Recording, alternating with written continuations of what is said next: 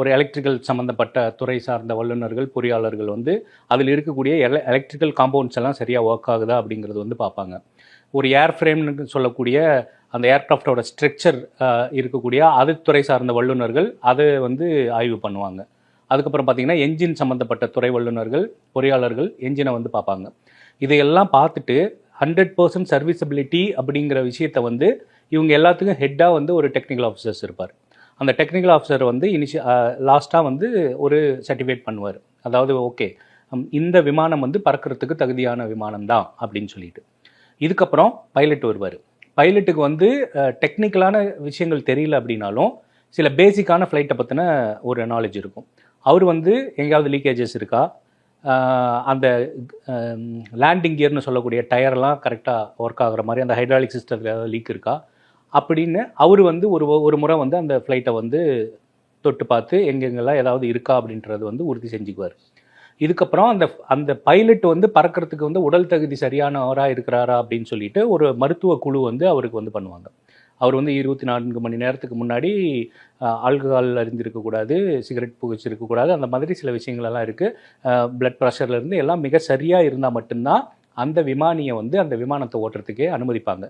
இவ்வளோ ஆய்வுகளுக்கு அப்புறம்தான் ஒரு விமானம் தரையிலிருந்து வானம் நோக்கி போகும். ஸோ இந்த மாதிரி எல்லா ஆய்வுகளுக்கும் உட்பட்டு ஒரு விமானம் வந்து மேலே போகுது. ஒரு 3 நிமிடங்களில் ஒரு 1000 அடியோட உயரம் போக முடியாமல் வந்து கிராஷ் ஆகுது அப்படின்னா இது வந்து என்னோட பார்வையில் எப்படி நான் பார்க்குறேன் அப்படின்னா டெக்னிக்கல் எரர் அப்படின்ற மாதிரி பார்க்குறேன். இப்போ என்ஜினில் வந்து நிறைய அதோட டியூப்ஸ் எல்லாம் நிறைய இருக்கும் என்ஜின் அப்படிங்கும்போது.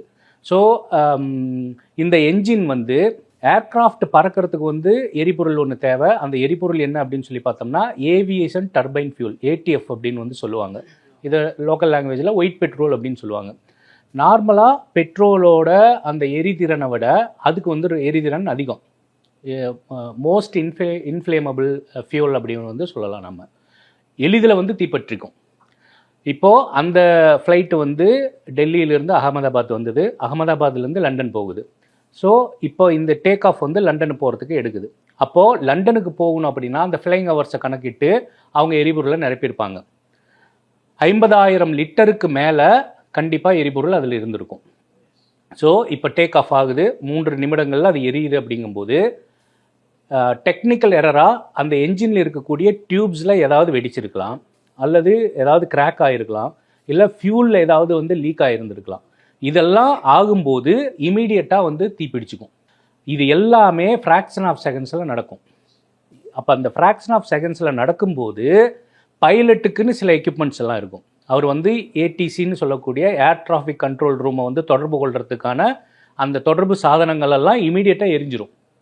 அப்போ எரியும் போது அவர் அதுக்கப்புறம் என்ன பண்ணுறது அப்படிங்கிறது கண்டிப்பாக தெரியாது. இது எல்லாமே கண் திறக்கிறதுக்குள்ளே நடந்துடும். ஸோ அந்த மாதிரி ஒரு டெக்னிக்கல் எரர் நடந்திருக்கிறதுக்கான வாய்ப்புகள் அதிகம் அப்படின்னு சொல்லி நான் நினைக்கிறேன். எனக்கு என்ன டவுட்னா, இப்போ நீங்கள் சொன்ன மாதிரி ஒரு செக்லிஸ்ட் ப்ராசஸ் இருக்குது. இந்த ப்ராசஸை வந்து கம்ப்ளீட் பண்ணாமல் யாருமே அதை ஃப்ளைட்டு மூவ் ஆகாது அப்படின்றது. அப்போ இவ்வளோ செக்லிஸ்ட் இருக்குது, இவ்வளோ கேர்ஃபுல்லாக இருக்கும், இவ்வளோ ப்ராசஸ் அப்படின்றது எல்லாமே இருக்குது. ஒரு நிமிஷத்தில் சிக்னல் லாஸ் ஆகுது, சம் டெக்னிக்கல் எரர், சம்திங் ஏதோ ஒரு பிரச்சனை. அப்போது செக்லிஸ்ட் அப்படின்றது யூஸ்லெஸ்ஸா சார்? கண்டிப்பாக அப்படி சொல்ல முடியாது. ஏன்னா இட்ஸ் அ ஃப்ளைங் மெஷின், ஒரு பறக்கும் எந்திரம். எந்திர கோளாறு எப்போ வேணாலும் எங்கே வேணாலும் நிகழலாம். இது நிகழக்கூடாதுன்னு தானே சார் செக்லிஸ்ட்? நிகழக்கூடாதுங்கிறது தான் செக்லிஸ்ட். ஆனால் அது வந்து ஒரு எந்திரம் அப்படிங்கும்போது பழுதடைகிறதுக்கான சாத்தியக்கூறுகள் வந்து கண்டிப்பாக இருக்குது. அந்த அந்த அந்த ப்ராபபிலிட்டி வந்து நிறையாவே இருக்குது. இப்போது கீழே ஒரு தொழிற்சாலையிலேயே நல்லா இயங்கிட்டு இருக்கிற ஒரு எந்திரம் வந்து திடீர்னு பழுதுபடுது, அதுக்கு பெரிய பெரிய வல்லுநர்கள் இருக்கிறாங்க, அவங்களாலே கண்டுபிடிக்க முடியல என்ன பண்ணுறது அப்படிங்கிறது மாதிரி இருக்கும்போது அது ஒரு ஃப்ளைங் மெஷின், அது ஒரு எந்திரம். அந்த எந்திரத்தில் வந்து எப்போ வேணாலும் நடக்கலாம். இப்போது அந்த விமானம் வந்து டெல்லியிலிருந்து அகமதாபாத் வரும்போது டெல்லியில் வந்து ரெட் அலர்ட் ஏற்கனவே கொடுத்துருக்காங்க. ரெட் அலர்ட் எதுக்கு கொடுத்தாங்க அப்படின்னா ரொம்ப டெம்பரேச்சர் ஹையாக இருக்குது. இப்போது விமானங்களில் பயன்படுத்தக்கூடிய பேட்டரி வந்து லித்தியம் பேட்டரி. ஸோ இந்த லித்தியம் பேட்டரி வந்து சூடாக இருக்கிறதுக்கான காரணங்கள் கூட இருக்குது. இந்த லித்தியம் பேட்டரி ஒரு வேளை சூடாக இருந்ததுன்னா அந்த பேட்டரி லீடிலிருந்து தீப்பிடிச்சு அது வந்து இமீடியட்டாக பற்றிருக்கலாம். அது ஒரு ப்ராபபிலிட்டியாக தான் நம்ம பார்க்க முடியும். ஸோ இது எல்லாமே பார்த்தீங்க அப்படின்னா டெக்னிக்கல் எரர் தான். ஓகே. இந்த மாதிரியான பாசிபிள் ஆக்சுவலா அதுதான் சார். இந்த மாதிரி எந்த ஒரு பிரச்சனையும் வரக்கூடாதுன்றதுக்கான கேர்ஃபுல்லா இருக்கணுன்றது தான் நம்மளுடைய அந்த செக்லிஸ்ட் ப்ராசஸ் அப்படின்றது. ஒரு பயணி இதுக்கு முன்னாடி நம்ம அந்த சோசியல் மீடியால இன்னைக்கு ஒரு ட்ரெண்ட் ஆயிட்டு இருக்கு அந்த வீடியோ. இதுக்கு முன்னாடி கிட்டத்தட்ட ஒரு 2 மணி நேரத்துக்கு முன்னாடி அதே ஃப்ளைட் பண்ண ஒரு பேசஞ்சர் இதுல வந்து சரியில்லை இதெல்லாம் அப்படின்னு சொல்லி ஒரு வீடியோவை எடுத்து அதை வந்து ஏர் இந்தியாவுக்கே டேக் பண்ணியிருக்காரு. அப்படிங்கும்போது அதையெல்லாம் கான்சென்ட்ரேட் பண்ணுவாங்களா இல்லையா சார்? கண்டிப்பாக பண்ணுவாங்க. அதாவது பறக்கக்கூடிய எல்லா பயணிகளுக்கும் உயிர் ரொம்ப முக்கியம். அந்த பயணிகளை வந்து சரியான இடத்துக்கு கொண்டு போகிற விமானி ரொம்ப பொறுப்பானவர் தான். இதையெல்லாம் தாண்டி விமானியோட உயிரும் அதில் இருக்குது. அதில் வேலை செய்யக்கூடிய ஏர் க்ரூஸோட உயிரும் அதில் இருக்குது. அதனால் இதில் வந்து மெத்தனமெல்லாம் யாரும் காட்ட மாட்டாங்க. இப்போது இவங்க வந்து ஃப்ளைட்டை அனுப்பி வச்சுட்டு இவங்கெல்லாம் கீழே இருக்கிறாங்க அப்படின்னா சொல்லலாம், அது பயணிகள் மட்டும்தானே போயிருக்கிறாங்க அப்படின்னு. அவங்களும் அதில் பயணப்படுறாங்க அப்படிங்கும்போது கண்டிப்பாக அவங்க வந்து அதை முறையாக தான் சோதனை செஞ்சுருப்பாங்க. ஸோ இது வந்து ஒரு டெக்னிக்கல் எரராக இருக்கிறதுக்கான ஒரு சாத்தியக்கூறு.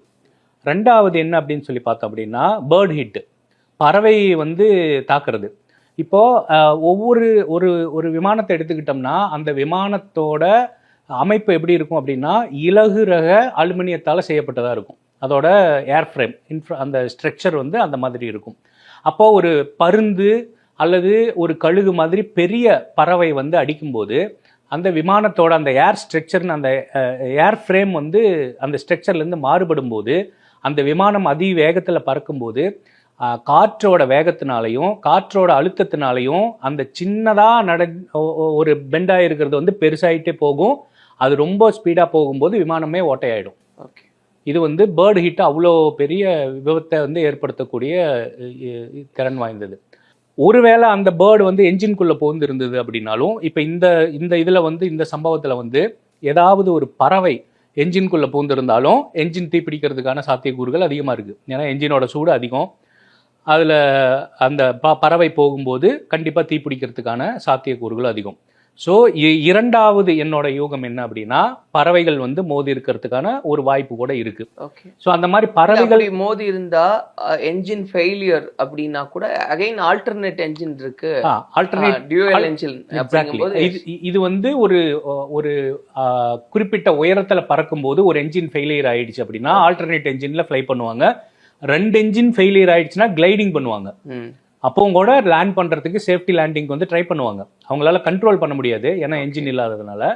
ஒரு என்ஜின் இல்லைன்னா இன்னொரு என்ஜினை வச்சு நம்ம ஓரளவுக்கு ஃப்ளை பண்ணலாம். 2 என்ஜின் போனாலும் கிளைடிங் மூலமாக வந்து அதை வந்து சேஃபாக லேண்ட் பண்ணுறதுக்கான விஷயங்கள் எல்லாம் பைலட் பண்ணுவாங்க. டேக் ஆஃப் ரிஸ்க் தான் இது எல்லாமே பொதுவாகவே எல்லாமே டேக் ஆஃப் லேண்டிங் எல்லாமே வந்து ரிஸ்க் தான்.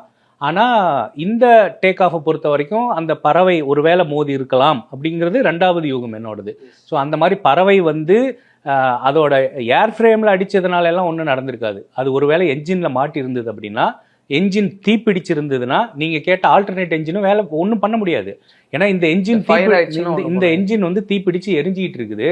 அப்போது அந்த விமானம் வந்து மேல் எழும்புறதுக்கு வந்து புல்லிங் பவர்னு ஒன்று வேணும்.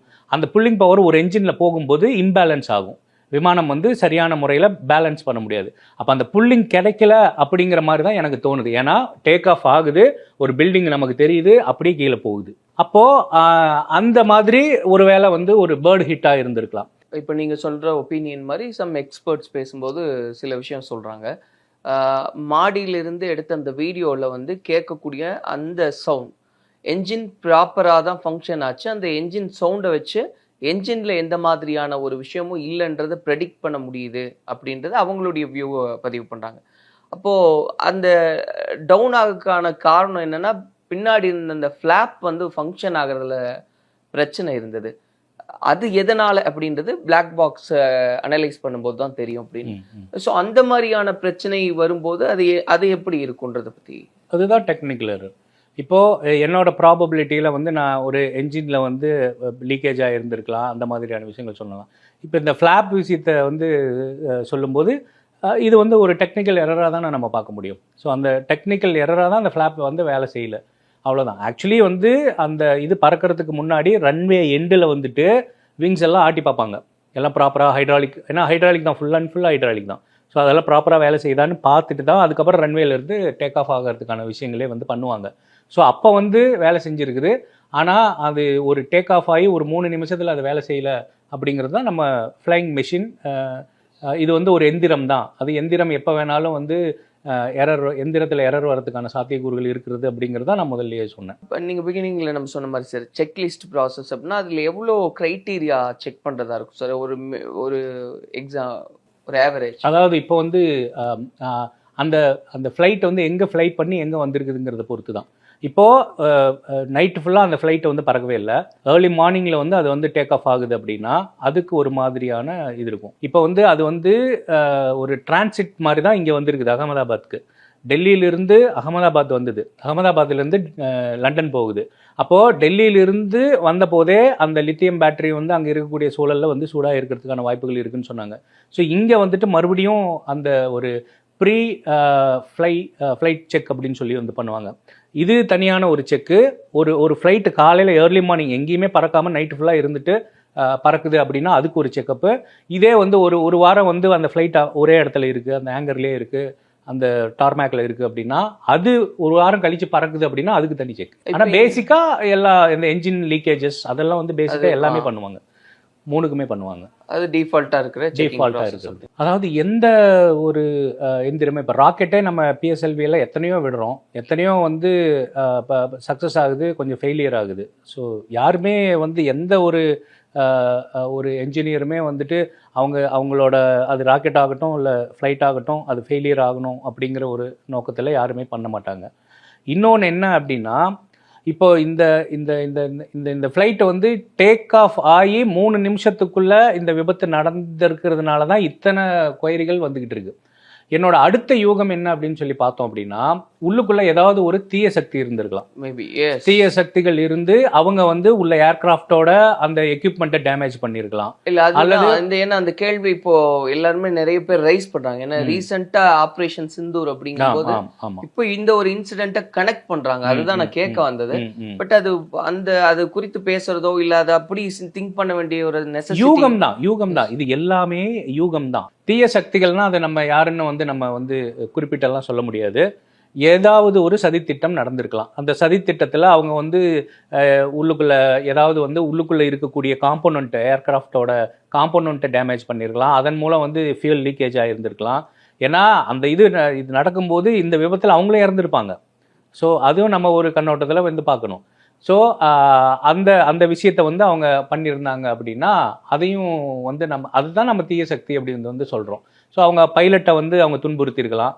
ஸோ அந்த மாதிரியான விஷயங்கள் நடந்திருக்கிறதுக்கான ஒரு யூகமாக தான் நம்ம வந்து அதை வந்து பார்க்க முடியும். பட் அதுலேயுமே ஒரு கேள்வி வந்துடுது இல்லையா சார்? ஒரு ஃப்ளைட்டு டேக் ஆஃப் ஆகிறதுக்குள்ள ஒருத்தங்க போய் பைலட்டை கண்ட்ரோல் பண்ணுறது அப்படின்றதெல்லாம் அப்படி ஏன்னா அப்படி நடக்குதுன்னா இமீடியட்டா அவங்க அந்த ப்ராசஸை ஸ்டாப் பண்ணுவாங்க. மேடே அப்படிங்கிற எமர்ஜென்சி கால் வந்து சொல்லியிருக்காங்க, அவ்வளோதான் முடிஞ்சது. 3 நிமிஷத்துக்குள்ள நடந்திருக்குது அப்படின்னா உள்ளுக்குள்ள என்ன நடந்தது அப்படிங்கிறது வந்து நமக்கு கருப்பு பெட்டி கிடைக்காம, பிளாக் பாக்ஸ் கிடைக்காம நமக்கு எந்த விஷயத்தையுமே நம்மளால சொல்ல முடியாது.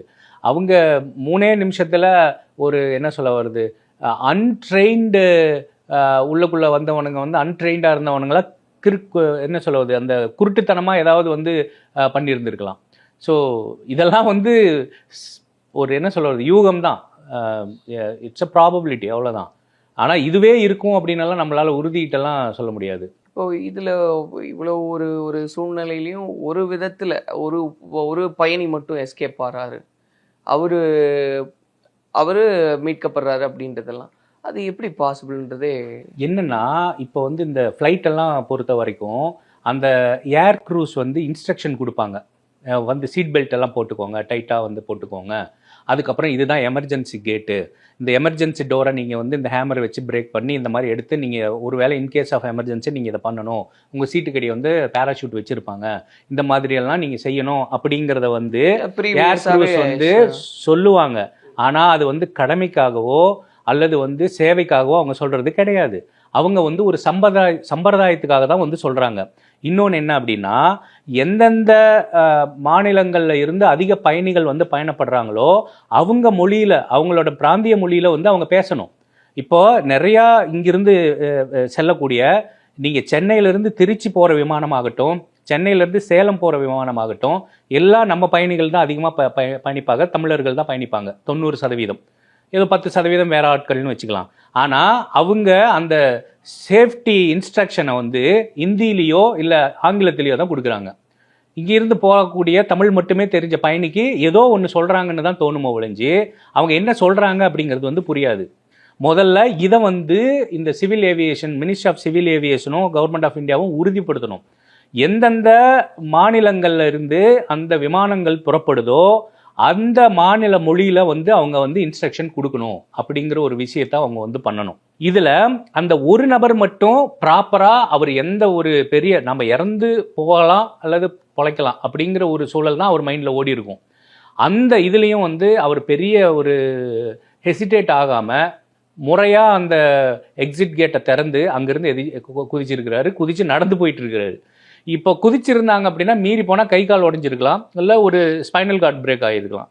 அதை தாண்டி இந்த தீ விபத்துலேருந்து பெருசாக தப்பிச்சிருக்கலாம். இப்போ தீ விபத்துங்கிறதுனால தான் நிறைய பேர் இறந்துட்டாங்க.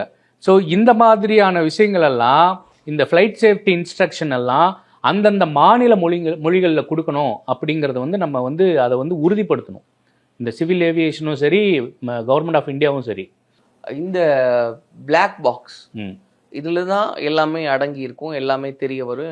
என்ன இப்போ நம்ம என்ன பேசினாலும் ஃபைனலாக அதில் என்ன உண்டுன்றது. அப்போ அந்த பிளாக் பாக்ஸில் என்ன மாதிரியான டேட்டாஸ் இருக்கும், அதை எப்படி வச்சு ஒரு இன்ஃபர்மேஷன் கொண்டு வராங்க? அது என்னன்னா, டோட்டலாக ஃப்ளைட்டை வந்து கிளம்புறதுலேருந்து லேண்ட் ஆகிற வரையிலும் அதில் என்னெல்லாம் நடக்குது அப்படிங்கிறத அது ரெக்கார்ட் பண்ணிகிட்டே வரும். அதை வந்து அவ்வளோ எவ்வளோ பெரிய தீ விபத்தாக இருந்தாலும் சரி, எவ்வளோ பெரிய பிளாஸ்டாக இருந்தாலும் சரி, அந்த பாக்ஸ் உடையாது.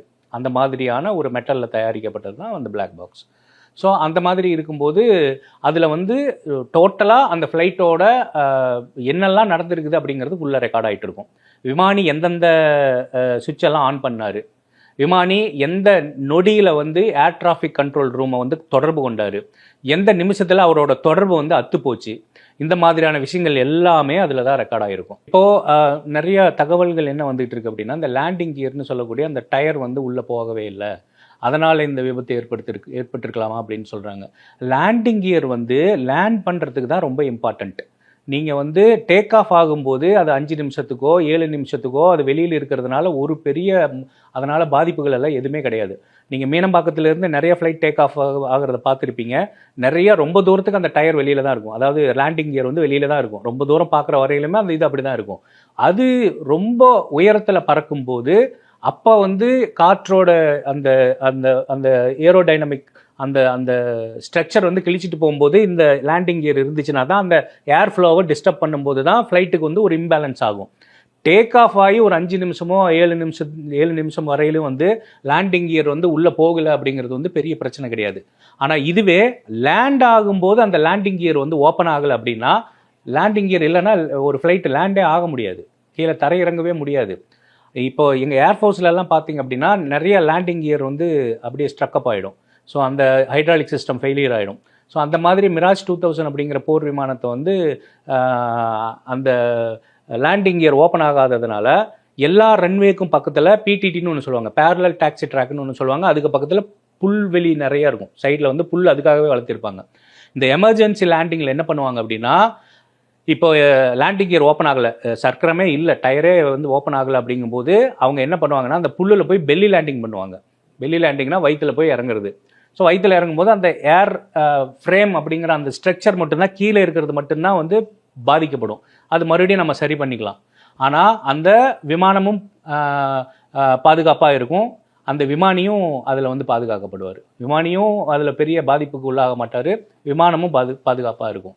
ஸோ இந்த லேண்டிங் கியர் வந்து ரொம்ப நேரம் ஆன் ஆகிருந்தது, இந்த 3 நிமிஷம் அது அந்த கிராஷ் ஆகிற வரையிலுமே அது உள்ளே போகலை, அதுவும் ஒரு காரணமாக இருக்குமான்ற மாதிரியெல்லாம் சொன்னாங்க. ஆனால் அது காரணமாக கிடையவே கிடையாது அப்படிங்கிறது சொல்கிறேன். Thank you. Okay. MCR Pure Cotton Club, formals and casual shirts.